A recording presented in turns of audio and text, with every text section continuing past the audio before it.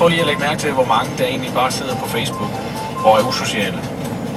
Og til det vil jeg da godt give hende ret i, at ja, der er jo rigtig mange på Facebook. Og et eller andet sted også, er det et eller andet sted også lidt usocialt, det her med, hvis man er et vennepar afsted.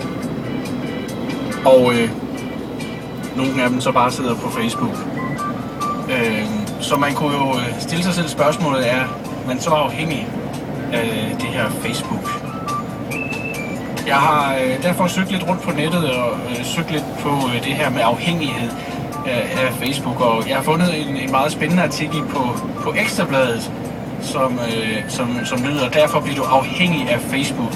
Og den her historie her, den vil jeg gerne dykke længere ned i næste time.